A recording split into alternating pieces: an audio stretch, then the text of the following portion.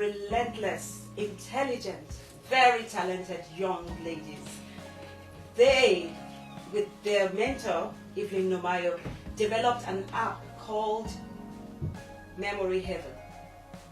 That app won them the 2020 Technovation World Summit Championship Award.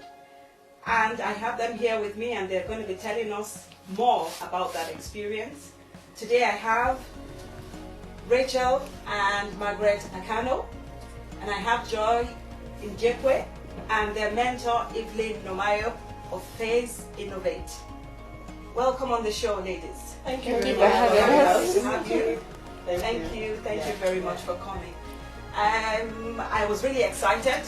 One of those who jumped up and said, yes, you won a great competition. That was no mean feat. It was brilliant. You did very, very well. And we're all proud of you, I must say again. Thank you very much. These are very young ladies, and I think both of you are sisters. Yeah. How old are you? Tell me your ages. Yeah, I'm 17. I'm 15. And you're 15. And Joy, how old? 17. And 17. And they're pretty young. And what they developed there, I won't say it. I'll let Evelyn talk about it. So Evelyn, please tell us about Memory Heaven. What is it about exactly? Okay, so Memory Heaven, it's an app that seeks to address problems typically faced by people that suffer from dementia or that live with dementia. And we did a couple of researches to find out what exactly these people suffer. So based on the problems that we figured out, we decided to come up with specific solutions. And so that's actually what led to the birth of it. And besides that, the competition, if I have to go into that, it involves you coming up with a social problem that affects your community. That was what the competition is all about. So, and we felt... And is that specific to this year, or that's the nature of it, or year in, year out? Yeah, year in, year out. The idea behind the competition is for girls to look for problems around their community and use an app to solve that problem. All right. So year in, year out, so you can come up with different problems that you want. Yeah. So this year we chose to go with an app that seeks to support people that live with dementia. Wow. Yeah. That's very, very intelligent, I must say. And that must be some hard work as well. I'll talk to the girls now. How did you get involved in this? How did you come up with this? Yeah, so we actually knew this woman personally. So we've done something like this last year. We actually entered the competition last year, and then we just decided that we'd do it again. So basically, from last year, you just kind of kept up the tempo. Yeah, and you did. We have another project that we were doing something else last year, so we decided to do this one. Okay, that's pretty good. And obviously, you studied or you are interested in IT. That goes without saying. Yeah. And where do you intend to take that further to? Your IT career? What do you want to do in the future? I'm looking at studying medicine, so I hope to specialize in precision medicine, which is looking at how technology can be used to help patients and so on. Oh, okay, that's brilliant. And yourself? And I want to go and study business and IT in Trinity after secondary school. Wow. And Joy? I'm going to study either computer science or engineering, but specifically the electronic engineering stream. Wow. Well done, girls. Well done. And Evelyn, how did you have to single out your girls? Did you have to pick them from many talents, or no? How did you get here? Tell us. It's an equal opportunity. You don't just say you can do it. You can do it. We give girls the opportunity. I'll tell you basically how it started, if that would make sense. Yes. Once upon a time, this was about 2 years ago. My girls are laughing now, so she's going to say stories again. So once upon 2 years ago, I saw this this post flying on Facebook. It was a Nigerian post. They won Technovation Award. Wow. They won it, That was so the 2019. no, 2 years ago or 3 years ago. All right. Yeah. Yeah, 2017. Yeah. 3 years ago. So I saw that. I looked at it. I was very happy that some group of girls from Nigeria were able to win this global competition that involved so many countries in the world, America, Yes. UK and the likes. I was like, oh, super. I listened to the pitch and I said, oh, fantastic. They obviously selected a problem in Nigeria, which was kudos to them. I think the problem, what they were addressing was fake drugs. So developed an app that was able to detect fake drugs. Yeah. So it was based on that. I said, this is interesting. I'd love to do something like this as well, to get girls, Yes. to be part of this thing. So I contacted the company called Technovation. Yes. It's an organization in America. So I said, listen, how do I get girls involved in this? And they said, oh yeah, this is the way. They gave me the criteria and all that. And I also saw that there's a space for ambassador, to be an ambassador of a country. And I realized Ireland is not there, so I applied to be an ambassador. They interviewed me and, they did all that. And they eventually now say, yes, you're now the ambassador. Even though now we are 2 ambassadors in Ireland, So that's the genesis of it. And the way it works, it's, you could go to your church to get a group of girls and tell them about it. So the maximum is 5 girls in a team, or it could be 1 girl. Or you could go to schools to do that. Yeah. Or it could be relatives, whatever. So whoever has talent. whoever has it. Yeah. So what I do, whenever I'm ready, I put the post out there. I'm recruiting girls that I want to mentor that will be solving a social problem and represent Ireland in this international competition. Yeah. I do that.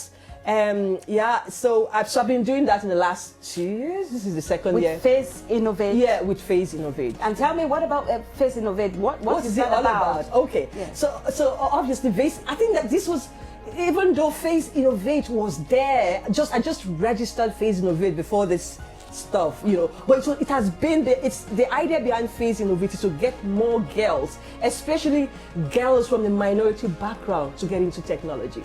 And this would have stemmed from my experience of being the elephant in the room all the time because of my own background. Yes. I'm an IT professional, and I've studied computer science in undergraduate, master's and PhD level, which of course that's what I'm doing at the moment, and of course I've worked in the industry as well, and most of the times I'm typically at times only a woman, and other times the only black person, so I just felt this has to change, we need I know this is Ireland, we need to, and we have our kids coming up, and some of them are not even interested in it, especially the girls, because most of them will think, oh yeah, their parents want them to do some other stuff, typically only the medical line, just put it that way, so I just felt a need to put the information out there and start getting more girls involved. So last year I actually mentored, how many girls did I mentor last year? Was it? I can't remember, 30 something or 30? Yeah, girls. Yeah. And like I mentioned to you before we started talking, some of they couldn't, this particular team, they did not qualify to move on. Yes. Because in my opinion, because of the type of project they selected, they were looking to solve problems regarding human trafficking. Yes. And yourself, human trafficking is not that predominant in Ireland. Yes. And the judges were Irish people. They were like, what is this? They don't understand it, However, when we even submitted that project online, because your project has to be submitted online, the people from America, they noticed that, oh yeah, that's a good, in my opinion, they felt it's a good project. That was why they advertised it during their newsletters. They mentioned, even some girls are bringing apps that will be solving human trafficking problems, but we never moved away from Ireland. So so that was the end of story for that. So basically that's the story behind how to get the girls in and how to prepare them for the competition. And may I ask, now that you've won and that app has been recognized, where does that go? How does that go further? Okay. Is it going to be rolled out, or what is it going to be? Yeah. Typically, when you win a competition, the Technovision will give $20,000, for you to go develop the app or do whatever you need to do. But this year it wasn't like that. because of the COVID, so many things changed. Left to them, they probably would have cancelled it just the way they were cancelling other stuff. Yes. I don't know, but for some reason that didn't happen this year. So, but what we plan to do as a team, we will, because I'm a developer, Yes. I'm working with. And you've been in the industry. So I'm working with other developers to bring it up to speed. But we are hoping by God's grace, it will be launched in the App Store towards the end of October. Oh, that's very good. Yeah, That will be cheering news for all the families actually looking onto this. Oh yeah, a lot of families have reached out to us. They can't wait to have it. Oh yes. And so hopefully we'll have it ready by then. Oh, well done, ladies.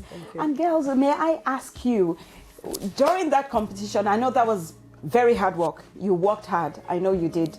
And as it progressed in the competition, did you at any time feel nervous, or did you feel that you wouldn't make it? Was there any time you felt like giving up? Well, I think because it was online, the pressure was eased off a bit. I mean, like last year, I think there was definitely more pressure because we were meeting every Saturday for 2 to 3 hours, working on developing the app there. But because of COVID-19, we're doing it all at home online, so the pressure was off. But it was still hard work, but it wasn't as intense as it was the year before. So that aspect was okay. I think when the pressure was really added was when we got to the finals, when we realized that there was actually a chance that we could win. Before that, it was just kind of like, we were just going through the competition. Like every time we advanced to the quarterfinals, semi-finals, we'd be surprised. This is the moment would call us to be like, you girls got to the semi-finals, and it'd be like, semi-finals of what? Like we were genuinely, it was genuinely that, like. Yeah. And all the time you had your head deep in work, I'm sure. Yeah, because still she working. was still studying for the leaving cert, and I was still studying for the junior cert. And Joe was in 5th year, so we're still in school while we're doing it. We're doing school online, but we're still doing work for school. So there was other things going on. So sometimes we genuinely forget that we were doing Technovate until we got to the final. Then it was like, okay, now this is the real deal. This is the real deal. And then we had to do a pitch video. So that's when I think we're all kind of nervous. Yeah. Yeah. And of course, I saw the short clip of when you won, when it was announced, and I saw that. Well done, well done. You see this one that's so quiet? She was the one shouting. Oh yes, I can imagine. And the features for the app, would you tell us just very briefly the features of the app, so we can whet our appetite and while waiting for it to come out? Could you tell us anything about the features? What does it do? People with dementia may struggle to recognise friends and family, so we created a feature called the Photo Wallet, which allows people with dementia to recognise his family using AI and facial recognition, etc. That's already scanned into the app. You can upload photos and save them on the app, and then they're tagged using AI, so it can identify family members in the photos, and your family members, no matter how far away, can send you photos, and then you can see them, and if you like them, you can save them, and it'll also identify us in the photo, and they can add messages as well. And we also have a reminder alerts feature, because people with dementia may forget to take medication, etc. So they can use that to remind themselves and alert to their friends and families. Oh, that's nice. We incorporated a feature called Reach Out, where users can upload contact numbers of family, friends, caregivers, medical practitioners, and emergency contacts to their profile. So just by the click of a button, they can call, audio call, video call, or text message any of their contacts. We also have a music playlist, because after doing our research, we found out that musical memories are least affected by dementia, and music eases the effect of dementia, so we decided to incorporate the music some playlist. music upload in it. Yeah. And would it be specific kind of music? Yeah, and like actually depending on who it is? Yes, the playlist can be personalized, and the app was able to make playlists based on users' emotions. That's brilliant. Yeah, so we also incorporate memory games into the app, so the users can strengthen their cognitive abilities, because we know that's very important to people who are living with dementia. So they can personalize their games as they go on. Yeah. And we also have a health check section which allows the users to keep in close contact with their doctors, so they can view their prescriptions and view their lab reports of their doctors and so on. Oh, this is massive. I must say that you ticked all the boxes. Yeah. And one last thing too. there's that one. Do you know why I like that one? Though they didn't talk about it, is they can remotely monitor the user, like family can. And the reason I'm saying that is because one of the inspiration for the app is my mother. My mother died of recently died of dementia, and before she died, I would from here. She was in America. I have the one app here that I look at her. I watch her from here, to see, because at times you get agitated, even by light, by so many things. So want to keep an eye on her. So that's part of the app as well. Yes. So where people can remotely monitor their loved ones. Yeah. So I'm really excited about that feature because it helps. Honestly, it works I'm a lot. sure you're not alone. You're not alone. I must say, it is a useful app because dementia, as we know it, is a very, very critical social problem. Absolutely. And I know this will go a long way in helping families cope. And funny enough, we have been talking with doctors, and the doctors, they've even been advising us to say, this is not just dementia, this is for everybody. It's not just, don't say, they're saying we shouldn't just even tag it as dementia because so many people can make use of the features in it. Yeah, a lot of the features in it. Yeah. I was actually talking to a nurse in Crumlin Hospital, and she said that a lot of our features would be useful for sickle cell patients who have had strokes, because sometimes it affects their memory and their mental ability, so like that would be useful for them as well.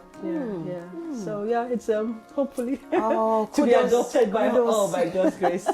Kudos to you, ladies. Kudos to you. We're really, really proud of you. Congratulations once again. Thank you. Thank you very, very, very much for speaking with me. Yeah. And we hope to see you again. Yeah. When the app rolls out, then we hope to see you and see how that's doing. Absolutely. I'm sure it's going places. All over the world, it is going places because it's really handy for everybody, like you said. Each and every one of us could use absolutely some feature in it to be handy for. Oh yes. Thank you very much for having us. Thank you for having us.